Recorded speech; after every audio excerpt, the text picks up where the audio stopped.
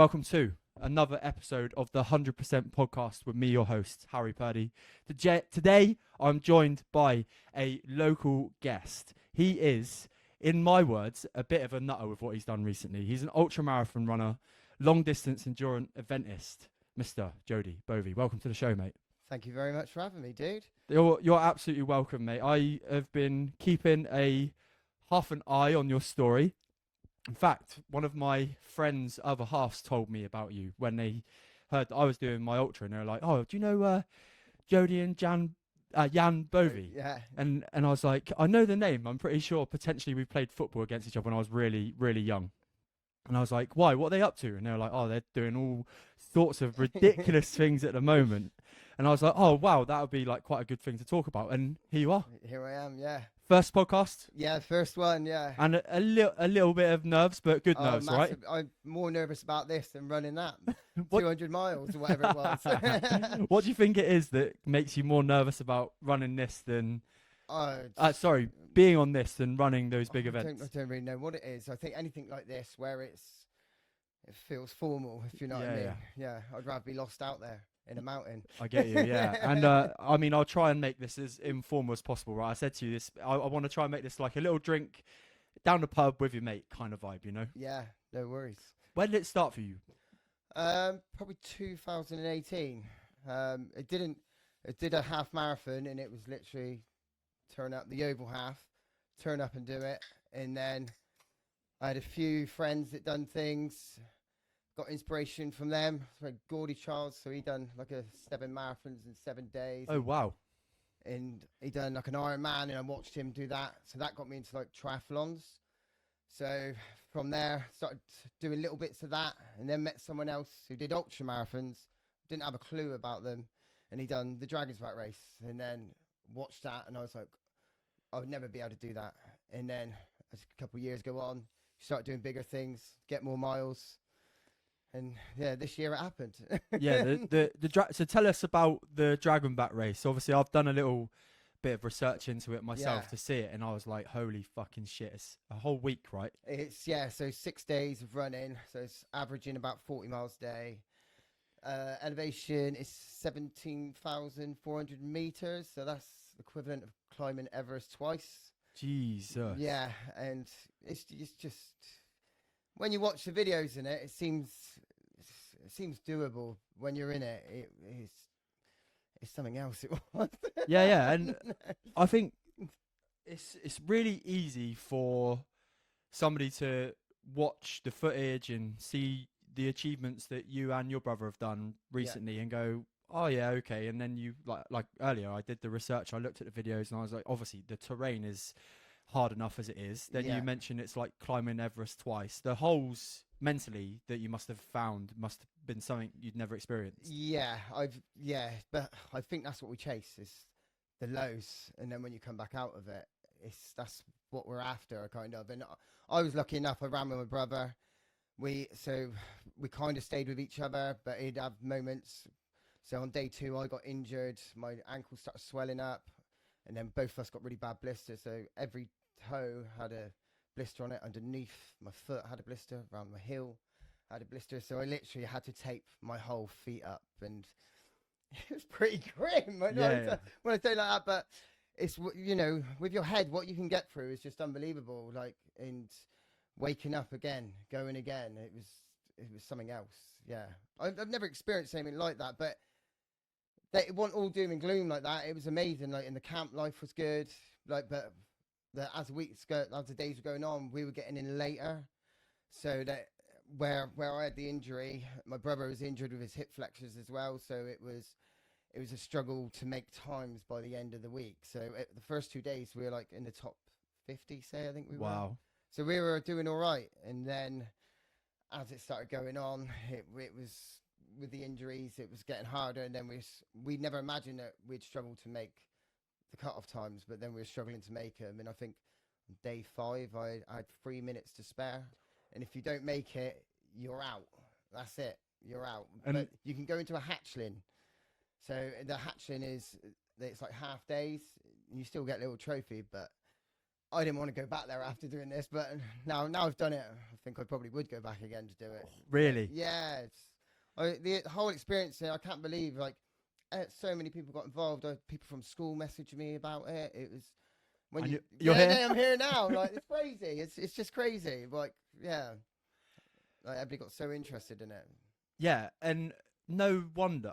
Like as you're aware, we had a little chat. I've got my own little adventure coming up a week tomorrow, and that is, well, it's absolutely it's one day of the 6 that you'd have done, and I can't quite get my head around getting up the next day and wanting to put yourself through it again. And obviously the elevation is more. Like on mine it's 1,600 meters, which in my head I'm thinking that's still a fair old way up. And that's the thing that saps you, right? Like I said to my friend earlier who joined me on the run, I don't actually think 56k flat now would be a problem for me. Like I'd be able to plod my way around that, no worries. It's just the going up stuff that is the thing. Going up, you can kind of rest a little bit. You can kind of walk, can't you? Think when you're in Wales with the mountains, we're doing like grade 1 scrambles. So it was you on your hands, using your hands to get up there, especially like going up Tri-Fan and you got Gribgoch, where they're big, dangerous mountains. Like people die on there, So it was you're holding on for dear life. But we done a few recce runs and that, so we're kind of loved it. Yeah. I think like I go deep on this podcast, right? And I think one thing that you mentioned earlier was that it's the lows that you chase. Yeah. Can you go into that a little bit more for me? What do you mean by that? It's just it's when it's not chasing that low, but we've kind of got to the point where we know when we're in it now, we're going to come back out of it. When it first started happening, it was like, this is horrible.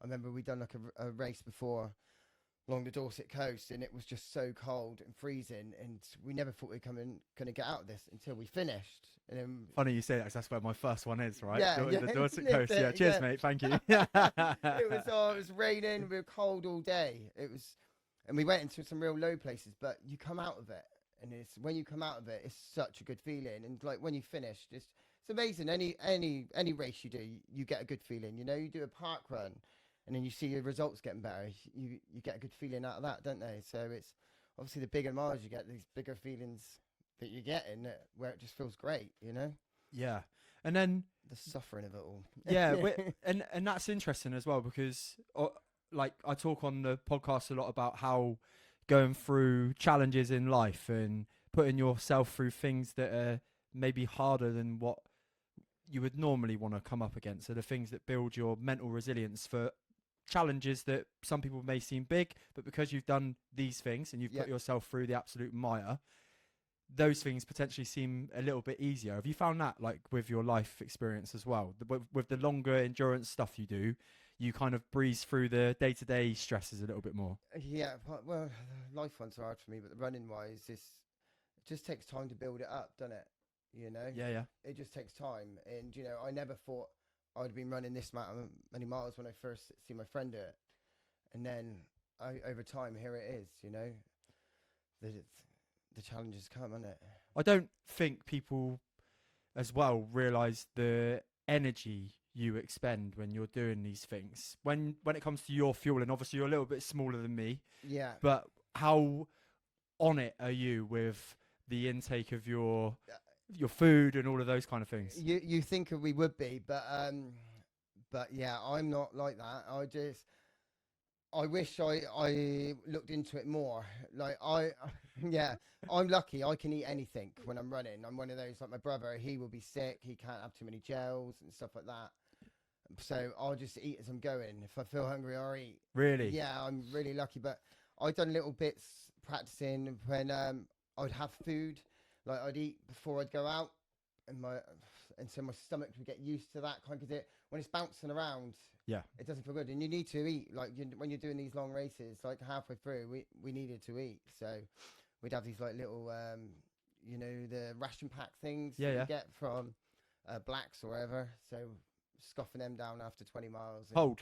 Yeah, cold.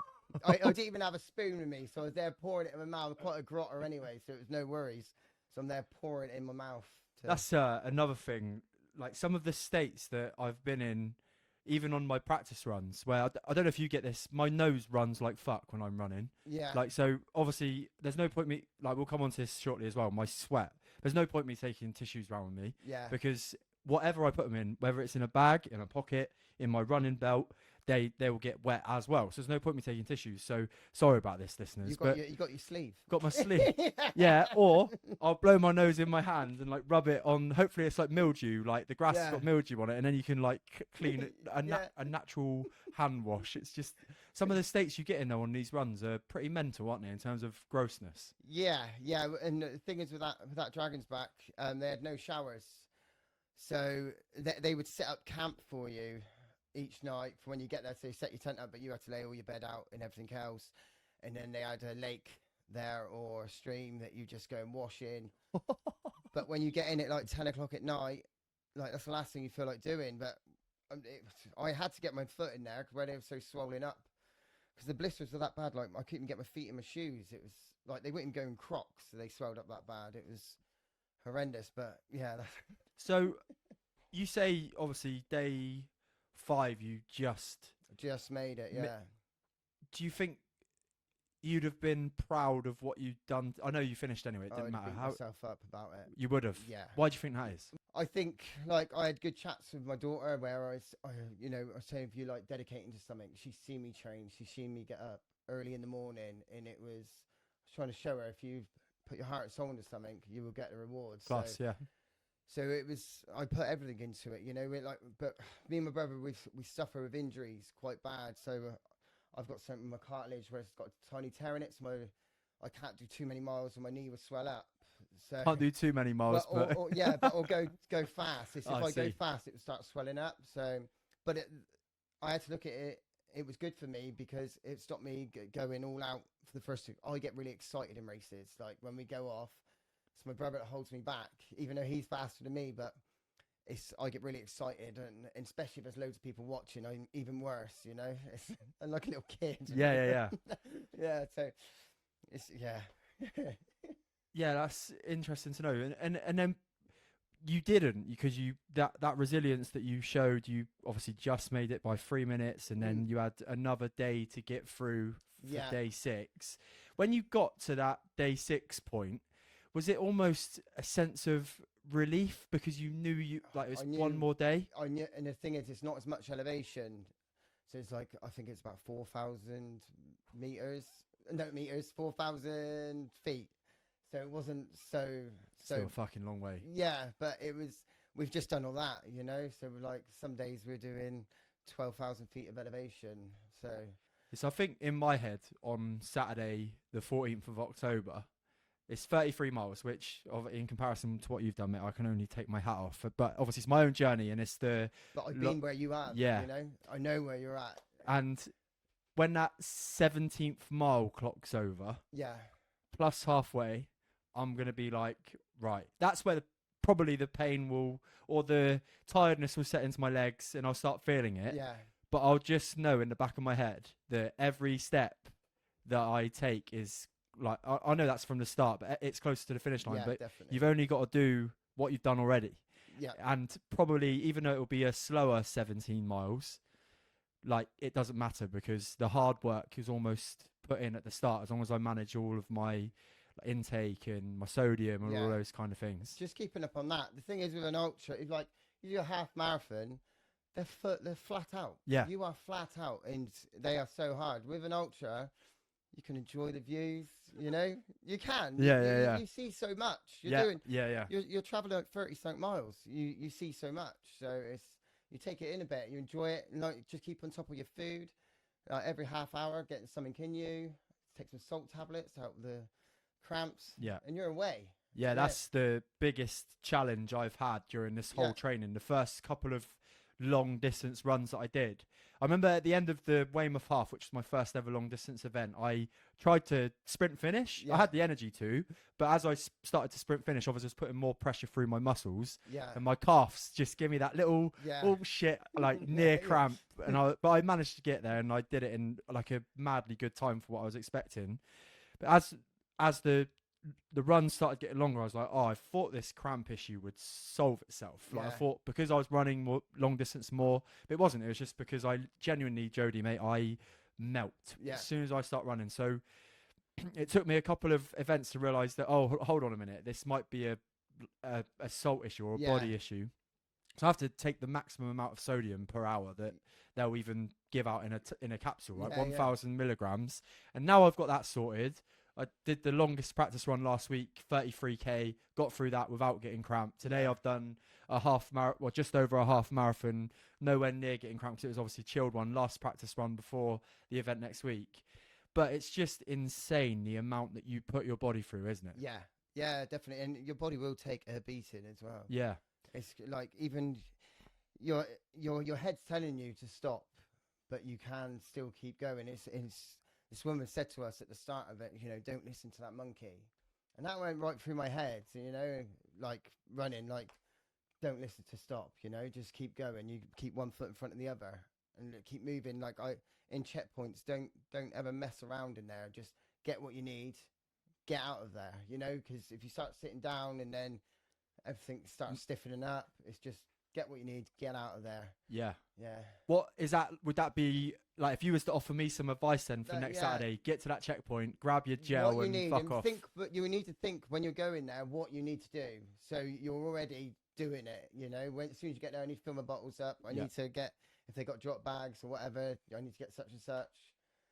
Get in, get out. That'll be it. It'll be. I need 1,500 mg of water and sodium an hour. Yeah. So it'll be.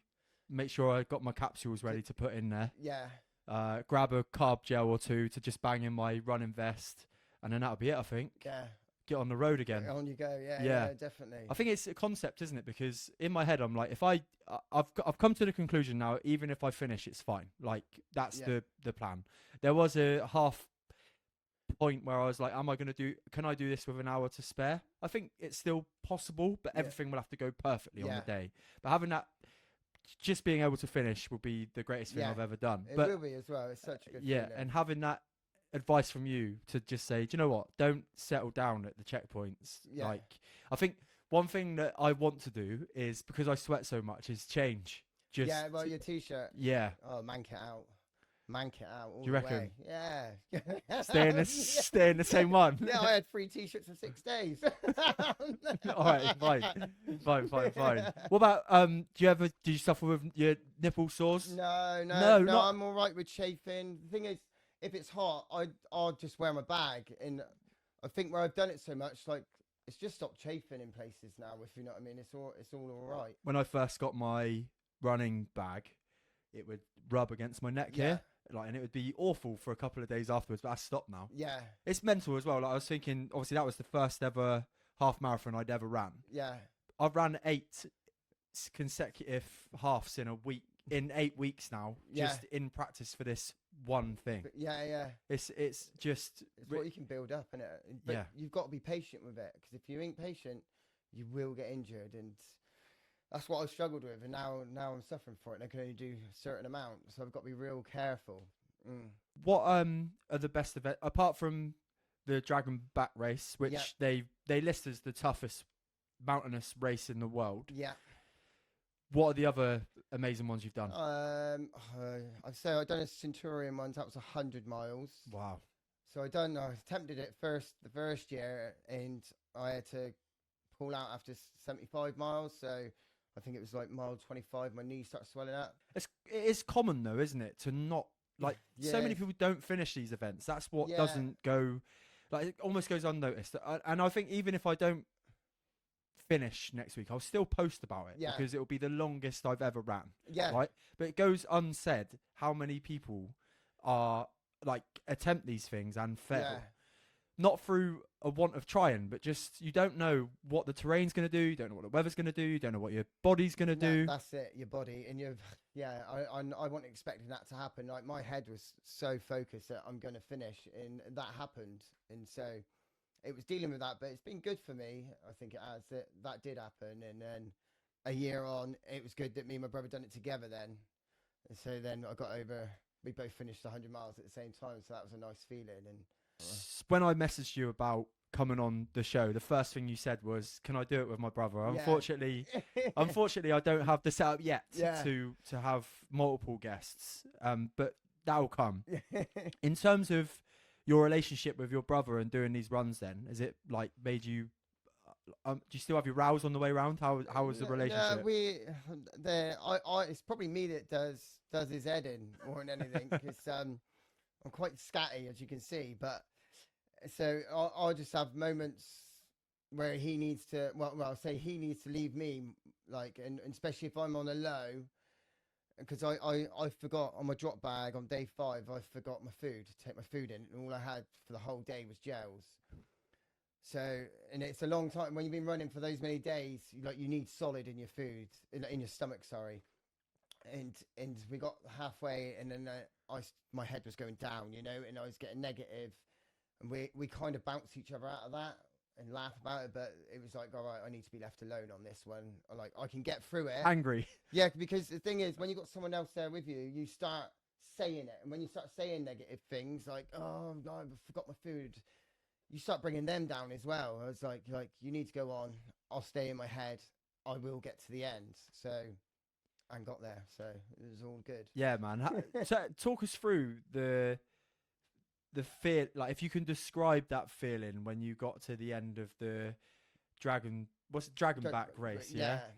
Tell us about that feeling. Like, if you could bottle it up, how would it feel? Oh, so do you know what? I got really emotional in it, and it was getting to the finish line.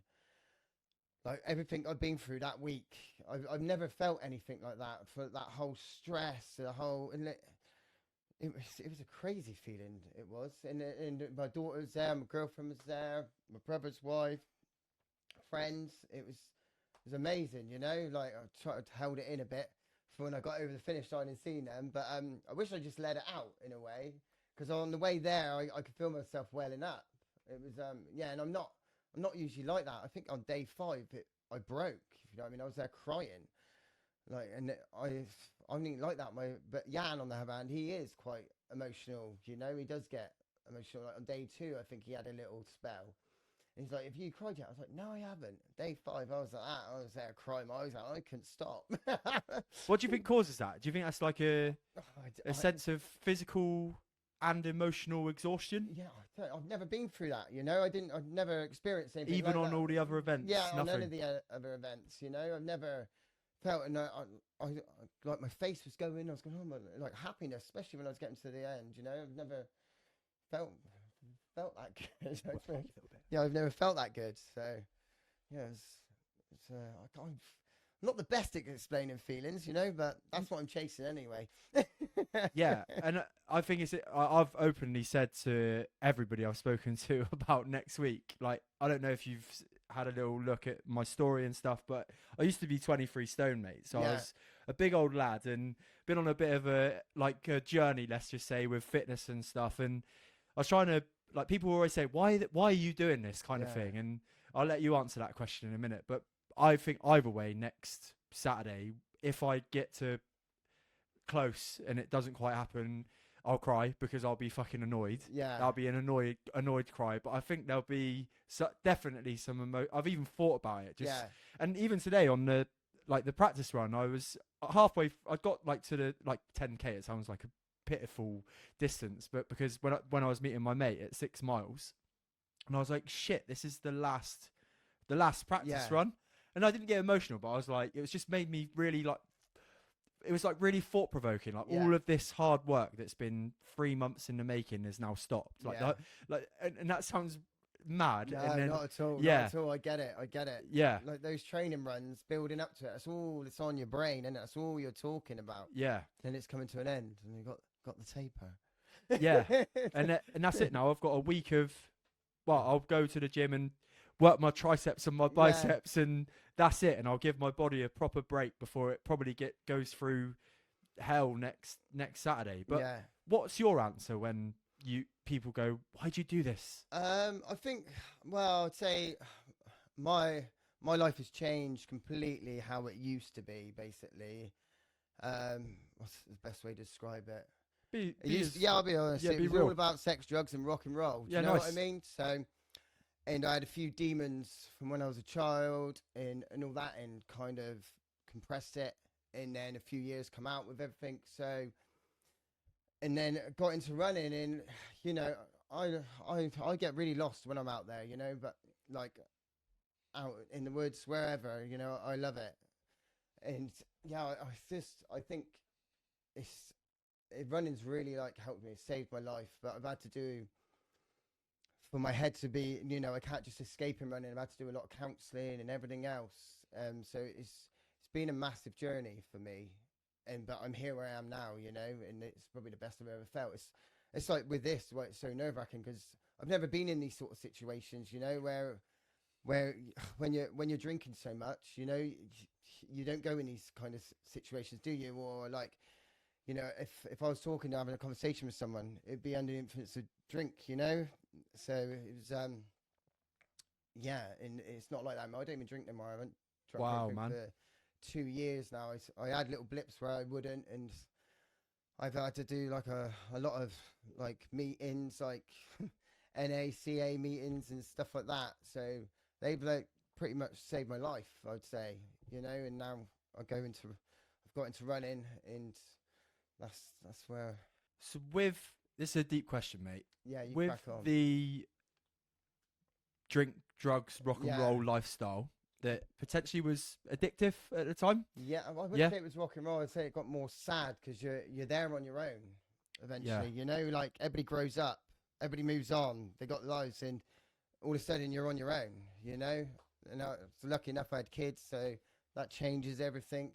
So And then that's or like it got sad, but there was an element of it that was potentially addictive for you and Yeah. almost masking some feelings. yeah, You replace that with the highs and lows of running.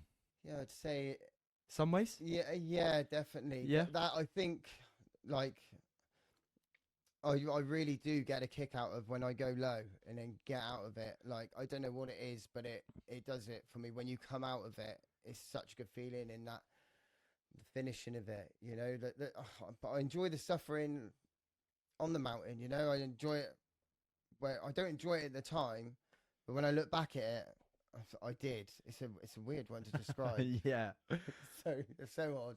Because you, even on the practice runs like that I've had, and the longer ones especially, like when I've been, I don't know if you, I'm sure you have, the Weymouth to Durdle Door, like there's some absolute walloping hills there, Yeah, right? they're And awesome. yeah, well, yeah. At times, the views are awesome. Yeah. When you get stuck in the middle of them, sometimes with your calves pinging off with cramp or whatever, Yeah. maybe not. But like you say, the monkey talks, doesn't it? Yeah. And it goes, "What the fuck you doing this for? Yeah. You may as well stop. just sit down, Yeah. like just enjoy it. There's no point like timing yourself.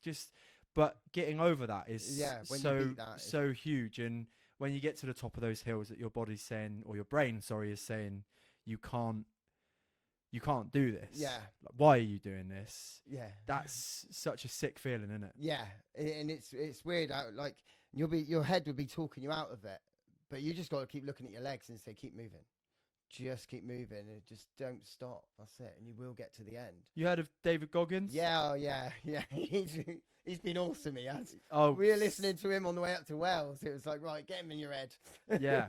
And he basically says, like, ask yourself, can you do one more step? Yeah.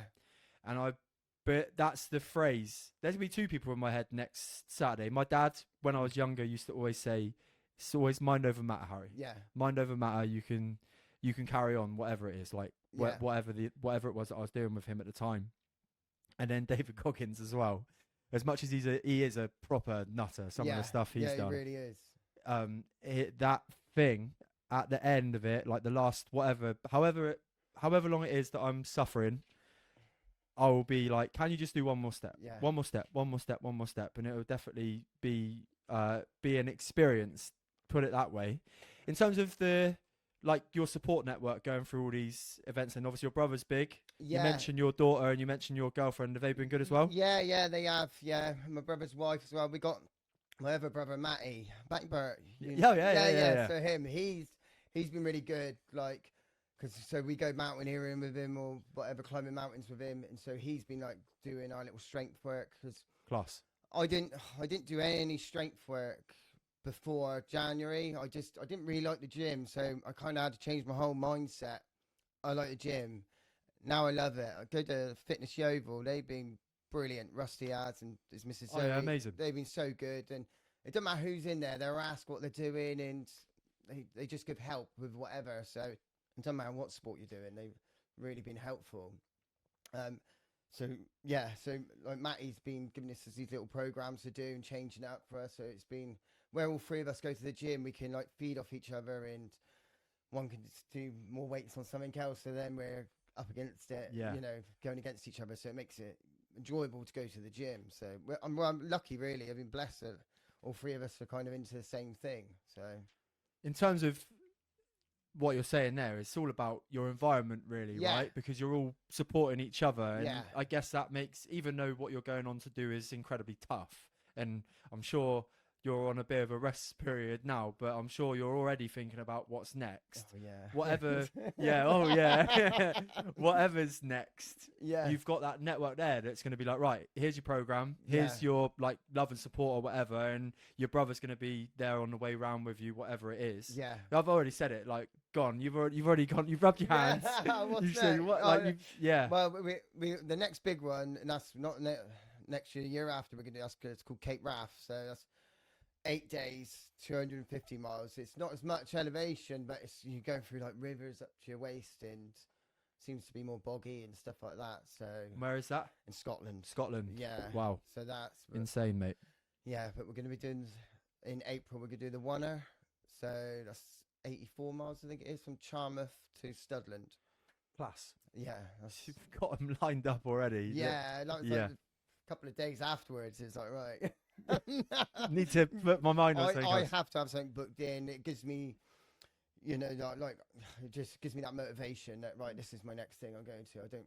When will the training start for that one then? Yeah, obviously where I've been injured with my knee, my ankle. It's just I'm just going back doing strength work at the minute until like I'm waiting. I'm trying to be professional and wait Yeah. till it does feel everything does feel Being like sensible. Yeah, it's like trying to as best as I can, but I have to stay off like Strava and stuff. I'm on it, but I don't go flicking through it because I get real like jealous when I see people running, and it's got me injured before. You know that Strava's brilliant, but it's also dangerous. If you're injured or something, it's a nightmare. For me, and I go back early. I just Like you played football, right? Yeah. Same with football injuries, isn't it? As soon as you start rushing back from like a hamstring injury or Yeah. whatever it may be, you know, and it's just the same all across. Like as much as you say your body can take a battering, yeah when it's injured, it's injured. Isn't you it? got to listen to it, haven't you? Yeah. You really have. Yeah. You mentioned earlier, taking you back to the deeper part of our chat about the demons. I think everybody's got them in Yeah. some ways. How have you managed to deal with yours in the best way, apart from running? Talking, counselling. Yeah. I think counselling helped massively because you don't realise what's going on in your head. You do you? still going? No, I don't Yeah. go any of it anymore. Like I have to do certain things in the morning, like with gratitude list. Class. So like I'll do little bits of meditation here. I have to do it, and like, you make your own happiness in life, don't you? You know, Definitely. and I'm real. It's just like my daughter lives with me, so it's just me and her. This is all I keep telling her. You know, every day, like, you know, be nice to people. People be nice back. It's all that, but you know, it's from those meetings and counselling that's what changed my head. I had to change everything that was going on in my head because everything was so negative back then, you know. So When you say you changed your head, yeah, your thought processes, yeah? yeah, like it had to be reprogrammed. Like everything I done had to be reprogrammed. It was like it was negative to the world. Like, you know, I hated everything. So Things were happening to you rather than yeah. But now it's all right. If it happens, I'm okay with it. You know, it's like coming on this. It was like it would be what it would be, wouldn't it? You know, You're fucking smashing it, by the way, mate. just keep smiling. It's everybody like with that race we done. Like everybody said with me and my brother, like how positive we were. You know, we did say that when we were driving up there, like we need to put everything into a positive. That's what we were saying. You know, and visualizing in that as well. I've done a lot of visualization, don't you? I think with a race as well, and I did a lot of that, but didn't plan out those visualizing. But we finished. Yeah, I'm fortunate enough that I don't know if you know it or you've seen his stuff, but I'm coached by a guy called Paul Mott. Right. And I went to one of his events recently, and he had an ex-SAS fella there who was the first Gurkha to ever make the SAS. So it's quite a thing. And he was saying about what you're saying now about putting a perspective, even if there's a negative. And he basically described a scene in Afghanistan where he's in a gunfight with the Taliban, and he was like, he was shooting and they were shooting back at him. But he, like, obviously one of the scariest moments of his life, like, in terms of what you're talking about there, incredibly negative scenario, yeah? But he looked to his left, and in like half a kilometre one way was kids playing in the street, and he looked the other way, and there was like animals just doing whatever they would, like animals being animals, basically. And in that moment there, he was like, even though I was in the most stressful situation of my life, there were still positive things going on around me. Yeah. And I guess when you go, like, in a completely different comparison, when you go to a negative place yourself, which is, I've never been in a negative situation, like being in a war zone, and neither of you. Something else. When you put that into perspective, and you still find a guy that's like, yeah, I've been shot at, but I still managed to find a couple of positives that are going on. It just puts things in a different. It doesn't matter how little it is, and you just got to grab onto that, because that will snap you out of anything, won't it? Defo. And I'm sure the scenery and all that kind of thing took you out of some holes when you found yourself in some holes on your races. Yeah. How important is like the nature to you? Yeah, it is. You're lost out there in the mountains. You know, it's sort of, well, obviously when it's a bit windy, it's a bit different, but it's I need it around me. Yeah. When I need it, I'm not really into town or going in. You know, I don't like it. I'd rather just, even when I'm running, I don't really like running around the streets. But I'd rather go out, jump over a fence, and I'm in a field, and wherever it goes, like anywhere like that. And I'm one of those people that won't really map out where I'm going. I'll just keep running, and I'll take a left or take a right, and I'll go, oh, right, I've done this many miles, I best start heading back, that kind of way now. Class. Yeah. Almost leaving things to chance, right? Yeah. Because we want certainty, right? Humans normally we want certainty, but you just let it go. Like, just gonna go out there go and left or go right. You must have got lost a few times. Yeah, I have, a few times. But you know you can make it back. And I think that helps, doesn't it? Yeah. But then you have that suffering, you know, when you're starting to run out of food or you're starting to run out of water and stuff. So yeah, and then you just get the panics going in your head, isn't it? It's just like, oh my God, what am I going to do? And I'm going to have to ring someone up to come and pick me up or whatever. With me, if I ran out of the stuff that I have to drink, it'd be like, right, cramp is inbound in this amount of time. Yeah, that would be the one for me. So when it comes to, you said like talking being the main thing. Yeah.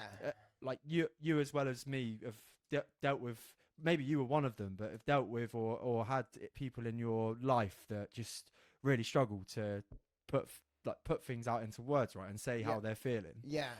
What would you say to somebody in terms? I know, like you're like, we're no experts here, but from your experience. See, I for me to open up to someone, like I obviously with friends you do and that, but it's all drunk things it was, you know, so you're not really getting off your chest, are you? And you forget about it the next day, what you chatted about. It was when you see someone professional and you don't really know them, and then you build this relationship with them, and then you're telling them everything, can't you?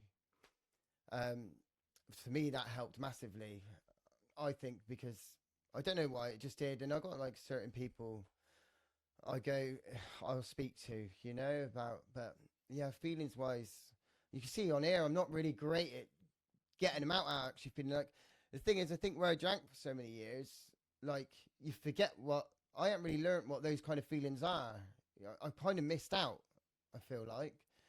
And so I'm like learning as I'm going, you know, like, oh, is that what that feeling is? You know, it's crazy. Like, do you think you feel those emotions that you've never felt before when you're running, and that's why it's such a shock when you? No, I don't feel any of those emotions like when I'm running. I don't think, you know, it's just good emotions, even when I'm going down, because I know I'm coming back out of it, and everything's going to be all right. It's just, I think, I don't know, when you suppress something for so long, you blank everything out, don't you? You become numb to society. I think it's a weird, yeah. Well, that's what you say you were depressed then at one point. Well, Yeah. yeah, I was. Well, of course I was. I was drinking and doing whatever else. You know, the thing is, that ain't depression. It's when you're doing that, it's making you down anyway, isn't it? Yeah, you yeah. know?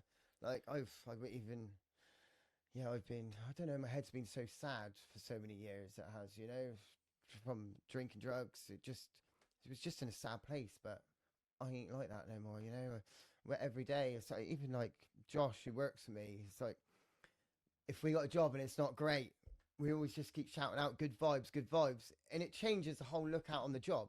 Just something so simple. Energy, mate. Yeah, it really is. Yeah. It's crazy, but that's what we do on a day-to-day basis. What'd you do? Plastering. Yeah. So shit job. We're gonna make it fun anyway. Yeah. Yeah. So it's all good. Mate, I think it's been class hearing your story. And actually, at the start of this pod, I was like, am I going to get some of the deeper stuff out of this guy? And like, eventually, it's nice that you've opened up, mate. Definitely, because it makes it more human. Like, if you know what I mean, in terms of what you've done and the whole that. We speak about holes within running, right? Yeah. That's in the grand scheme of things, that's easy compared to what you've come out of and the potential addictions that you've had to overcome, mate. So it's just insane to see somebody local smashing all of these, like, unbelievably, I can't even put into I can't even comprehend the stuff that you've done, mate. And obviously I can't even comprehend that I may even have completed an ultra marathon in a week's time, but dude, it's you'll mad. complete this and you'll start looking at that race and those videos that they do. You say that, but that's how I was, you know. Yeah. You're just getting steps and steps closer. Like, you know, you'll get something bigger again. That's just what we do, isn't it? I think I know. See, this is it. Like, as much as I'm like, nah. I've already thought about I definitely want to do a triathlon one day. Yeah. Yeah, they're good. Yeah. It's a bit of everything, isn't it, as well? Yeah. And like, I've got this thing in my head that I want to be strong and I want to be able to like do these endurance events as well. I think the terminology for it these days is hybrid athlete, isn't it? I'll never be an athlete, but if I can be hybrid in some senses, like maybe do a powerlifting competition and an ultra in the same month, I think that'd be pretty awesome. Pretty sweet, yeah. When it comes to ultra marathon running, then let's just say like I'm technically the newbie, the beginner. Yeah. Could you say what the three best bits of advice? What would your three best bits of advice be for me on the day? Just enjoy all the training you've done. You think of that, just enjoy the whole day of it. You go in there, go there with a smile, take it all in. You know, it's going to be whatever it's going to be. You know, as long as you keep those legs moving, you're going to finish. Yeah. Enjoy the moment. Keep on your food and your hydration, and and smile. So enjoy it. Yeah. Food, definitely. smile. Yeah, definitely. Mate, I think you've got to break it down easy, right? Yeah, it's as easy as that. Because if you start feeling sad about it, it's going to be a miserable run. Yeah. It will be a miserable run because you'll make it miserable. It's just take it all in, and you go just chatting to people. You know, it's weird. You'll be with people, then you'll be with someone else, and you get to know these other people, and it's awesome. Like there's some girl that I was running with, and she'd been like done around the North Pole and stuff like that. I was like, what the hell? And then I'm thinking, what am I doing here? I'm not in your league. Do you know what I mean? Like but I met some incredible athletes, and yeah, it was awesome just to run with them for a couple of minutes and like have a conversation. It's funny, isn't it? Because I was chatting to my pal earlier, and I was like, "This fucking running lot. They say it's the cheapest form. Like, they say it's cheap, but it's not, is it? No. All you need is a pair of trainers, but then you're looking at something and you go, you need trail and all this. Yeah, I know, and it all adds up, right? All the gels, all the food, all like the events. Like the bigger the event, the more expensive it is. Like genuinely, how much did the Dragonback one cost you? So with the insurance, you had to get out on it. I think it was £1,700. Yeah. Holy shit! I did wow. You've got to get insurance. It's worth getting insurance just in case you get injured, so you get your money back and all that. So, but what goes into it? It wasn't a waste of money. Like, like they're setting up marquees at one stop, and then they got another one going there already. Then they swap them over, and they set up 50-something tents a night. You know, it's crazy what goes into it, but obviously the food stops. They only have one at 20 miles, so you got 20 miles to survive with no water. So you get out of streams. I just, when I did all my training, I carried as much water as I needed. So I was carrying like 2.5 liters, and I know 2.5 liters will last me 20 miles. I don't really need much. That would be fine for me. So my brother, I think he was like 3 liters he had to carry. So In terms of I think obviously, yeah, they would do a couple of miles for water. Yeah. Obviously, you'd have to go and hunt. That would be massive. Yeah. You could be out there for ages, couldn't you? Just loitering around trying to find a deer. Yeah. and then you miss. All of those skills that get like, I wouldn't even know the first place to start. Yeah. But no, I wouldn't. No. Because I ain't got a gun. I'd certainly be the worst person to make a fucking bow and arrow. I wouldn't That'd have be cool to make it though. Would be cool, wouldn't Yeah, it? All of these things that just get lost, eh? Like Yeah. lost in time. Yeah. Like, who do you know that can make a sick bow and arrow? My son. Oh, right. Yeah, all right, fair enough. Yeah. Yeah. In his head, Yeah. it's the best bow and arrow in the world, isn't it? Yeah. Mate, well, I think that's a really great way to close. I've got one more question to ask you. And the question is, I ask every guest, and it is, what is the greatest bit of advice you've ever been given? It's what would it be? It would be something with being positive, you know, where changing your whole mindset. Yeah. On that, because that's been massive for me, and it was massive through my run. You know, it was massive for me and my brother. Like you do make your own happiness. You know, so that would probably. And it's proved it in that race, you know. We were so low, but we kept on smiling. Even we woke up at 2 o'clock in the morning, both of us in absolute pain where our feet were pulsating, and we just looked and started laughing. But from that laugh, changed the whole mood, you know. So, would be focus on the positives, yeah, rather than the negatives. Yeah, 100%.